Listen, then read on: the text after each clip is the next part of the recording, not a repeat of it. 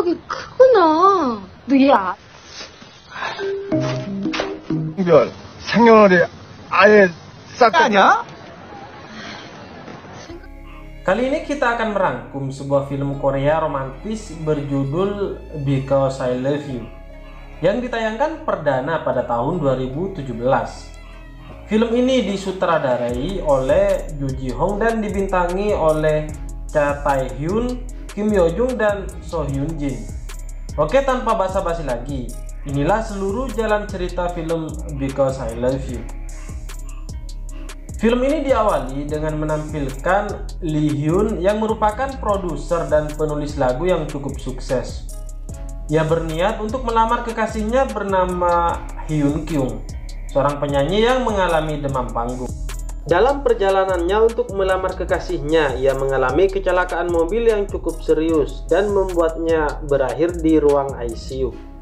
Sementara tubuhnya dalam kondisi koma di rumah sakit, arwah Lee Hyun mulai masuk dari satu tubuh menuju tubuh yang lain, di mana pertama kali arwahnya masuk ke dalam tubuh gadis SMA yang bernama Malhi yang diketahui saat itu sedang hamil. Malhi merupakan murid paling cerdas di sekolahnya. Lee Hyun sangat shock dengan apa yang dialaminya. Kenapa ia bisa masuk ke dalam tubuh Malhi? Ia pun awalnya mengatakan kalau itu hanya mimpi dan mencoba menyakiti dirinya. Namun itu bukanlah mimpi dan yang melakukannya memang membuatnya sakit. Saat hendak kabur dari sekolah dengan melompati pagar, ia bertemu dengan Skuli, seorang teman Malhi. Di gudang sekolah, Lee Hyun mencoba meyakini Skuli bahwa ia adalah arwah yang merasuki raga Malhi. Namun ia adalah arwah yang lupa ingatan. Ia tak ingat tentang dirinya. Setelah Skuli percaya dengan apa yang dikatakan Lee Hyun, mereka pun pergi keluar dari gudang itu dan mendapati ada seorang penyanyi jalanan yang sedang menunjukkan aksinya. Hal itu membuat perlahan ingatan Lee Hyun pulih. Ia menyebutkan nama Hyun Kyung yang merupakan calon tunangannya. Ketika malam, Lee Hyun pulang ke rumah Malhi dan menemui ibunya. Ibunya heran kenapa Malhi berbicara dengan logat Korea formal. Di kamarnya, Lee Hyun terkejut karena Malhi sudah pernah ke rumah sakit sebelumnya untuk mengecek kehamilannya. Besoknya di sekolah, Lee Hyun tiba-tiba keluar kelas dan menuju atap sekolah, yang tiba-tiba dari belakang kekasih Malhi, Yosup, datang menjumpainya. Lee Hyun pun langsung menghajarnya karena telah menghamili Malhi. Yosup pun mengatakan kalau ia akan bertanggung jawab, tapi Lee Hyun mengatakan kalau ia akan mencari rumah sakit untuk menggugurkan kandungannya. Dengan begitu, Yosup bisa meneruskan hidupnya dan tak perlu repot-repot menjaga Malhi serta kandungannya itu. Scene berganti. Di rumah sakit, Lee Hyun yang berkuasa atas tubuh Malhi sedang mencoba melakukan aborsi yang ditemani Skuli di sampingnya. Saat akan disuntik, tiba-tiba di telinganya mendengarkan suara yang nyaring dan membuat telinganya sangat sakit. Tiba-tiba cahaya putih keluar dari wajahnya. Cahaya itu adalah arwah Lee Hyun. Scene flashback ditampilkan. Di scene ini menceritakan saat Hyun Kyung mengikuti kontes nyanyi dan Lee Hyun sebagai jurinya. Tapi di sini ia mengalami demam panggung dan membuatnya gagal di kontes tersebut.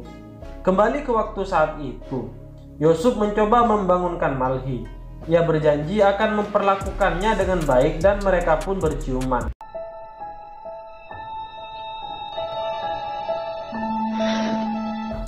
Skuli yang sadar kalau Lee Hyun sudah tidak di dalam raga Malhi, ia pun mencarinya di ruangan itu namun tak menemukannya. Ternyata arwah Lee Hyun pindah ke tubuh lelaki bernama Park yang merupakan seorang detektif yang gila kerja. Diketahui, detektif Park mempunyai masalah dengan istrinya dan mereka berniat akan bercerai. Lee Hyun kini juga menyadari bahwa ia masuk ke tubuh lain untuk dapat menyelesaikan masalah percintaan mereka. Dan tentunya untuk menyatukan cinta tubuh yang dimasukinya itu. Detektif Park atau tepatnya Lee Hyun pun pulang ke rumahnya. Ia melihat istri dan anaknya yang sedang tidur di kamar. Karena lapar, ia pergi mencari makanan yang bisa mengisi perutnya di kulkas. Namun ia tak menemukan makanan hingga akhirnya sang anak datang dan mengatakan tidak ada makanan untukmu. Namun memberikannya sereal untuk mengganjal perutnya. Lee Hyun pergi ke toilet dan menelpon Skuli. lalu mengatakan kalau sekarang ia masuk ke tubuh seorang detektif.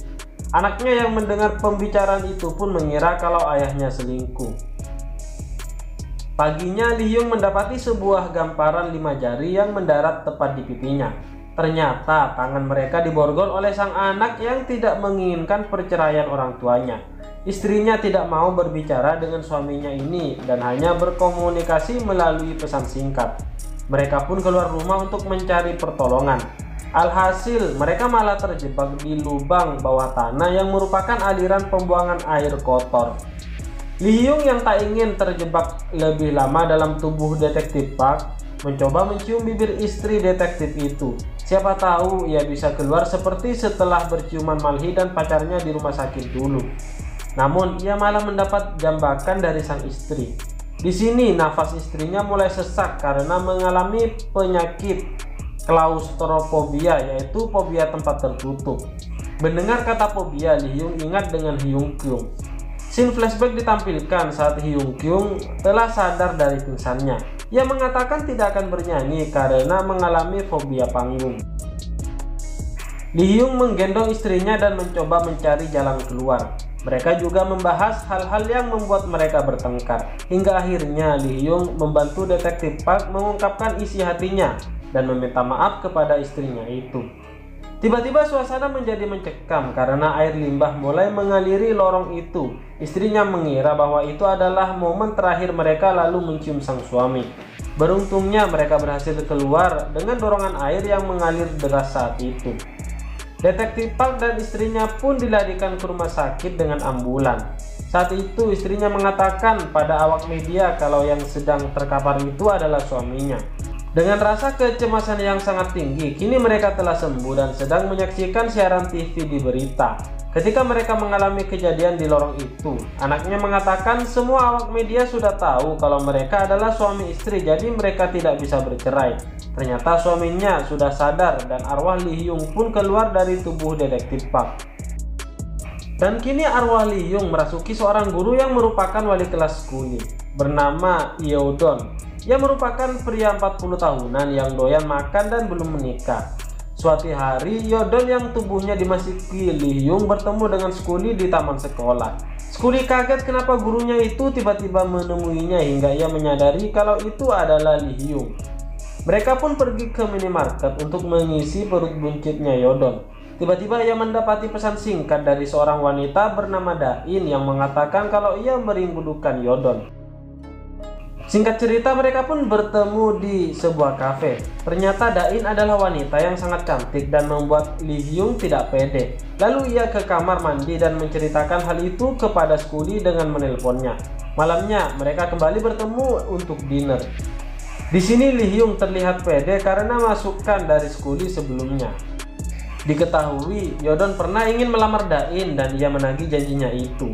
Lee Hyung yang kaget mendengar hal itu pun menyemprotkan makanan di mulutnya hingga mengenai Dain. Mereka pun kembali ngobrol. Tiba-tiba scene flashback berganti, sebab ada kata-kata nyanyi yang keluar dari mulut Dain yang mengingatkan Lee Hyung pada Hyung Kyung. Setelah makan malam, Lee Hyung dan Dain pun pulang. Tapi Dain ingin ke rumah Yeodon sebelum pulang. Di rumahnya, Dain tampak menggoda dan menimbulkan niat pada Lee Hyung untuk bermesraan. Ia pun ke kamar mandi untuk kumur-kumur. Setelahnya, ternyata Dain sudah tertidur pulas di sofa Yeodon yang membuat niat Lee Hyung gagal.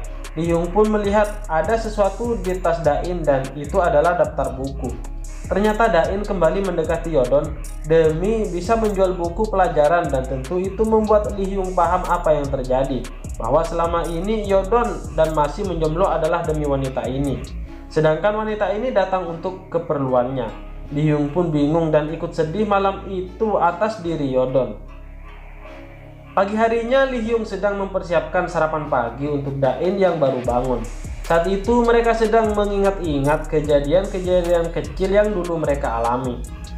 Dan melihat Yeodon yang tidak berubah dan Dain pun terharu. Padahal ia berniat untuk jual buku. Seketika ia merasakan ketulusan Yeodon dan mulai mencintai bapak wali kelas ini. Hingga diakhiri dengan ciuman hangat di pagi hari itu. Karena kedua pasangan ini telah bersatu oleh ciuman itu, tiba-tiba arwah Lee Hyung pindah ke tubuh lain dan kali ini adalah seorang nenek-nenek yang mengalami penyakit lupa ingatan. Ia lupa akan segala hal termasuk suaminya yang saat itu terus menjaganya. Lee Hyung tampak tidak suka dan ingin keluar dari tubuh nenek itu dengan bicara pada suaminya yang heran dengan tingkah laku istrinya. Saat kakek memandikan sang nenek, Lee Hyung pun bertanya kepada kakek kalau dia siapa. Kakek itu menjawab kalau dia adalah cinta pertamanya bernama Chun Ho Oppa. Sebenarnya sang kakek bohong mengenai itu. Tiba-tiba Lee Hyung mencium kakek itu dengan harapan bisa keluar dari tubuhnya si nenek, tapi gagal. Lee Hyung mencoba menelpon Scully dan mengatakan ia sudah tidak tahan lagi dan merasa seperti orang gila. Siangnya Lee Hyung menemui Scully dan tiba-tiba kakek datang. Singkat cerita mereka duduk di dalam ruangan rumah sakit itu. Lee Hyung datang dalam wujud nenek itu menyuruh Scully untuk menyelidiki semua juri ajang kompetisi musik untuk mencari tahu di mana jasadnya berada. Sebab dia sedikit ingat tentang dirinya yang adalah seorang musisi. Pergilah Scully menyelidikinya. Di sisi lain, Lee Hyung histeris karena disuntikan obat penenang oleh dokter di sana. Pembicaraan yang salah paham antara Lee Hyung dan kakek pun berlanjut tentang cinta pertama mereka. Singkat cerita, setelah melihat pengorbanan sang kakek untuk si nenek, Lee Hyung lalu paham apa yang terjadi. Bahwa nenek yang ia maksud kini mengalami lupa ingatan dan yang ingat hanya cinta pertamanya yaitu Chun Ho Oppa. Sementara sang kakek bukanlah Chun Ho Oppa, melainkan pria yang dijodohkan dengannya, yang menjadi suaminya dan terus berjuang agar istrinya bisa sembuh. Bahkan ternyata kakek juga memiliki penyakit yang membuat ia sakit dan pingsan seketika itu. Tak lama kemudian di rumah sakit, Lee Hyung meminta maaf karena ia tidak tahu penyakit yang diderita oleh sang kakek. Di suatu pagi, Lee Hyung dandan dan sangat cantik untuk menemui suaminya di rumah sakit. Si kakek terlihat sangat senang karena mengetahui istrinya telah mengenalinya lagi. Dan Lee Hyung atau si nenek mengatakan berhentilah berpura-pura menjadi Chun Ho Oppa. Nenek mengatakan bahwa ia sudah sembuh dan telah mengenali suaminya itu. Nenek mengatakan berhenti merasa bersalah atas perjodohan di masa lalu. Sesungguhnya ia sangat merasa bahagia bisa hidup dengan kakek sampai tua. Mereka pun terharu dan kakek berterima kasih karena telah mengenalinya. Dan tiba-tiba ia kembali pingsan dan tak sadarkan diri selama-lamanya alias meninggal dalam keadaan bahagia. Arwah Lee Hyung pun keluar dan sang nenek mencium tangan suaminya. Scene pindah di mana tubuh Lee Hyung yang mengalami kecelakaan terbaring di rumah sakit dalam keadaan koma. Dan di sampingnya ada seorang wanita yang ia cintai yaitu Hyung Kyung. Scully telah menemukan sosok Lee Hyung. Ia pun melihat dari luar kamar. Tiba-tiba seorang teman mereka juga datang dan membawakan sandwich untuk dimakan oleh Hyung Kyung. Arwah Lee Hyung telah kembali ke jasadnya. Ia bisa mendengarkan suara Hyung Kyung. Scene flashback ditampilkan saat Lee Hyung dan Hyung Kyung sedang latihan bernyanyi. Mereka berniat untuk tampil bersama. Lee Hyung yang mengiringi dan Hyung Kyung yang bernyanyi. Kembali ke waktu sekarang. Tiba-tiba arwah Lee Hyung masuk ke tubuh temannya yang tadi, Chan Yong. Di sini ia juga telah mengingat semuanya. Lee Hyung sungguh semakin sedih mengetahui ia kembali masuk ke tubuh orang lain. Padahal tubuhnya ada di depannya dan kekasihnya juga ada di sebelahnya. Ia sedikit emosional berusaha membangunkan dirinya yang koma. Dan Hyung Kyung pun kaget dan bertanya ada apa dengan Chan Yong. Scully yang terus mematai-matai mereka menyadari kalau Lee Hyung sudah berada di dalam tubuh Chan Yong. Adegan flashback kembali. Saat kecelakaan terjadi, ternyata orang-orang yang dirasuki oleh Lee Hyung adalah orang yang berada di lokasi kejadian saat ia mengalami tabrakan mobil. Malhi, Detektif Pat dan wali kelas Yodon dan juga Scully semua berada di situ. Masih dalam scene flashback, Lee Hyung dan Hyung Kyung tidur bersama di taman belakang rumah. Di momen manis inilah Lee Hyung menyatakan cintanya kepada Hyung Kyung. Kembali ke waktu sekarang, Lee Hyung yang berada di dalam tubuh Chan Yong bersama Scully pergi ke suatu tempat. Di sini Lee Hyung mencoba meminta bantuan Scully untuk memberikan naskah lagu pada Hyung Kyung. Scully juga melihat kalau di mobil itu ada cincin lamarannya. Ia mengambil cincin itu diam-diam untuk nanti akan diberikan kepada Hyung Kyung. Tibalah di sebuah kafe. Scully bertemu dengan Hyung Kyung dengan mengaku sebagai sepupu Lee Hyung. Lalu ia memberikan naskah lagu dan juga cincinnya, yang nantinya membuat Lee Hyung kaget mengetahui cincin itu juga diberikan. Hyung Kyung pergi ke rumah sakit. Ia mengatakan sanggupkah ia bernyanyi lagi pada Lee Hyung yang masih terkapar, dan juga bertanya jika ia melakukan itu apakah Lee Hyung akan pulih. Tiba-tiba saja kondisi Lee Hyung memburuk dan mendeteksi detak jantungnya terlihat garis datar. Para dokter berusaha menyelamatkan nyawanya, hingga akhirnya pendeteksi detak jantung itu pun kembali terlihat garis naik turun, yang artinya sudah normal kembali. Malamnya, Hyung Kyung hanya bisa melihatnya dari luar dan berkata pada dirinya sendiri kalau Lee Hyung belum meninggal. Ia meyakini Lee Hyung masih hidup untuk mempersatukan orang-orang yang saling mencintai. Hyung Kyung lalu bertemu dengan Chan Yong. Di sini Lee Hyun dalam wujud Chan Yong keceplosan karena menggunakan bahasa Korea non-formal yang tidak seperti dirinya yang biasanya. Lee Hyung mengatakan bahwa ia akan memandu Hyung Kyung bernyanyi di panggung. Hyung Kyung merasakan ada yang aneh dengan Chan Yong. Esoknya sebelum tampil, Chan Yong mengatakan kata-kata penyemangat untuk menghilangkan demam panggung Hyung Kyung, yaitu karena luka di atas panggung harus diobati dengan menampilkan yang baik di atas panggung. Dan seketika Hyung Kyung sadar bahwa itu adalah Lee Hyung, sebab kata-kata itu pernah diucapkan oleh Lee Hyung padanya dulu. Tibalah saat peserta nomor 15 itu untuk tampil di hadapan banyaknya penonton. Skuli juga ikutan nonton audisi di situ. Di sini Hyung Kyung membawakan lagu ciptaannya bersama Chan Yong alias Lee Hyung. Suaranya indah dan rupanya nan cantik membuat orang terbawa suasana. Dalam lirik lagu tersebut semua terharu saat mendengarkan lantunan lagu itu. Scene flashback sedikit diperlihatkan saat Lee Hyung berkata ia menyukai Lee Kyung di taman belakang rumah waktu itu. Mereka lalu berciuman.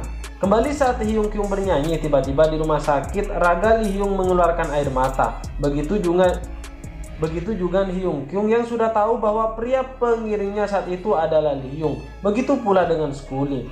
Dan setelah beberapa tahun kemudian, Lee Hyung tak pernah muncul lagi dan ternyata keajaiban telah terjadi, yaitu ia telah sembuh dan pulih.